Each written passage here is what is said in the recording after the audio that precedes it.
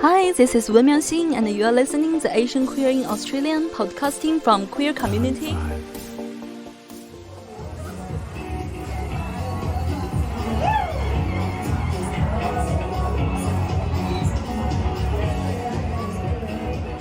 Last weekend, I watched a drag show in Newtown Hotel in Sydney.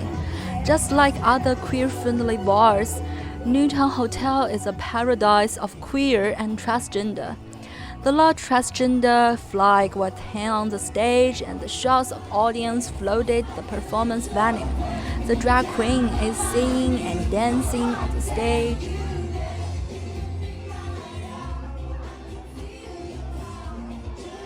What a free existence they are! After the performance, drag queen introduced their cast. And this next queen, it is actually her birthday weekend. So please make some noise for the one and only Farrah Nah!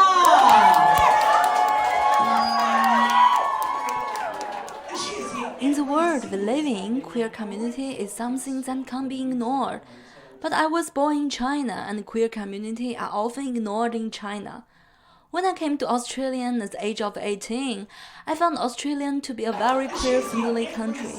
In Melbourne, I began to study gender media studies, constantly explore my sexual orientation and gender identity, and began to know more queer people. In this podcast, this episode will focus on the queer experience of two Asian people living in Australia and what they think about queer. Libby Li and Bonnie Huang are today's guests. Libby is a new drag queen who lives in Melbourne, Stuttgart in Germany, and Shanghai and Shijiazhuang in China. She will share with us some of her insights on queer in East and West and her experience of being a drag. Hello, I'm Libby, and my pronouns are she, they, but also I'm a drag queen. So my drag name is Sultry Alone, and I'm the house mother of the house alone, although I only have myself. When I was young, I was attracted to both sexes, I would say, both males and females. I thought I wasn't really attracted to like females. I was just appreciating them, so-called. But then I really started to know that I'm not really straight when I got my first my first girlfriend. I know that I'm not straight, but at the same time, I know that I'm not fully a lesbian because I'm also attracted to males. But when I discovered drag, I started really looking into the queer community, LGBTQIA+, and then I'm kind of wiggling myself into that realm of really discovering who I am. And yeah, that's kind of my journey. So my experience as drag, I discovered drag through YouTube, and I just the first drag queen I saw is Aquaria. They are from season 10 of RuPaul's Drag Race, and I fell in love with that queen instantly. And I started to be like, what is that? What is that? I want to know, what is that? And then I discovered this whole new world for drag queens, and then I started to like mimic them. I want to put on makeup like that, and just everything start to grow slowly. But when I was in Australia, I wasn't really defining myself as a drag queen, or I don't really think that I'm doing drag. But then I just things and my skills and my clothing kind of developed, and I went back to China and started to actually do drag and had a drag name and had my new personality. So as a drag, I would say drag is beauty, drag is pain, drag is alter ego, and drag is breaking boundaries. Yeah. I do think that Melbourne is a queer-friendly city because I don't feel threatened or I feel like I can be a queer self in Melbourne, and also people don't judge what you wear, and they don't judge your sexuality by looking, although that's very silly, I think. And Also, there are so many drag shows. Like the first drag shows I've ever seen are in Melbourne, and it's very open, and you can advertise drag there. Um, and yeah, I would say that's a really queer friendly, queer friendly city and queer friendly country.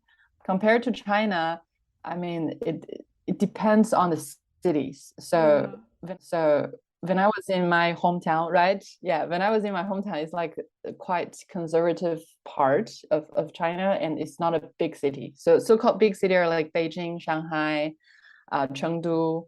Because I lived in Shanghai for like about a year, and I did my drag there. I didn't do any like drag in any other cities. And when I dress up as a drag queen and I go out, the taxi drivers even they're like, "You're so beautiful. Are you going to a show or something?" And I'm like, "Thanks. Yeah, I'm a drag queen. I'm going to a drag show." And he's like, "Oh, maybe sometime I'll go see one." Not only one taxi driver, like several, and they're all men. Which is like when I was in my hometown, when men saw me in that, they will be like very icky about it. They're like they will judge me by their looks and stuff like that. So Shanghai is quite queer friendly, and I can see like people just being gay. They do whatever they want there. But in my hometown, not really. Then I like just like this, like I'm not putting on makeup or anything like that, just in my natural form. I take out trash, and there will be children. They're asking, "Oh, are you a man or a woman? Oh, you don't look like a man, but you don't look like a woman," and stuff like that. And I'm like, that's none of your business. It's rude. Although I take it as a compliment for being androgynous, but still, it's rude.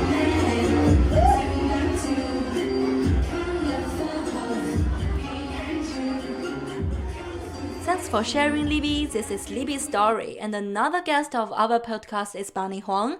She's an Asian Australian drag queen makeup artist who based in Sydney. Let's listen to her thoughts on drag and her queer experience. Hello, my name is Bonnie Huang, and I go by any pronouns, and I'm 20 years old, and for work, I work in the arts, and I'm also a freelance artist. I do consider myself queer. I feel like that's the label that makes most sense for me. If we do need labels, that's the one I like to use. And for me, queer community is basically chosen family, where people of all different sexualities and ways of loving come together because of our shared understanding and our shared experiences. And yeah, I think it's just like chosen family to me, queer community. When I was in high school, I discovered it through beauty YouTubers who would like collaborate with these drag queens, and I was like, what is this? Who are they, right? What are these drag queens? And then I found out about the show, and then I watched it, and it like made so much sense to me, and it got me like really interested in everything. For me, I think drag, whether it's king, queen, or whatever creature you want to be in drag, it's about like creating that existence, because drag, there's so many limitless opportunities, and you can really you can paint yourself into whatever you want to be.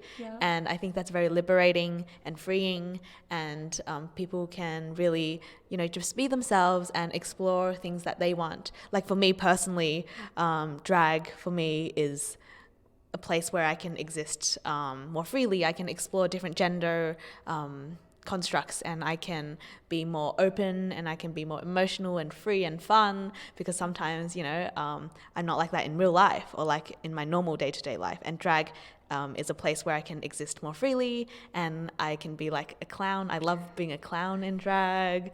But like Sydney and Melbourne and Australia, like they have these events and they're very open and accepting in that way. But I feel like the actual community aspect of it is a bit lacking, or like like people can be like quite superficial within these communities, to be honest. But I think overall, like as a city, it has been very easy to be queer, and there's lots of opportunities for you to explore it and for you to find the right people, if that makes sense. Do you feel that way? If we're talking about drag again, there is drag in China and stuff, but it's so, like, it has to be more hidden. Whereas here it is more celebrated and more like open and visible. Like you see it in advertisements for car insurance or something. Sydney is queer friendly, and I've been very lucky in my experiences, whether that's in high school or after high school. I haven't really felt that I was too discriminated against. I think that's because of the environments that I'm in. Like the school that I was in was very queer and trans friendly and very supportive of those students, and would like celebrate. So lucky. Yeah, I know. I was so lucky, and like all the students understood and like would support, and like there would be like Wear It Purple Day, which happened recently as well, where it's just like, you know, doing a simple thing just to show that you're accepting and open towards the LGBTQ community. And like I just felt supported in high school, and then afterwards when I came out, you know, I came out of high school, I'm in like the arts scene or like the creative community, and you know those sort of communities are always very accepting and open towards like queer people. So I've never really like faced any like extreme discrimination, and I feel like maybe also I don't like, I'm not like that visibly queer sometimes in my day-to-day life, so like people just assume I'm this like straight girl or something, which is annoying, but like it helps me like not have to like deal with people who are like homophobic in public, or like Give it up for our sporty spice with the biggest nuts in showbiz. Give it up for Frangipani! Now, we will be back next weekend. Same cast. Hopefully Farrah's won the show by then. But we'll see you all next week. Enjoy the rest of your night and give it up for DJ Libby. Thanks for listening to Asian Queer in Australia. We will see you next time.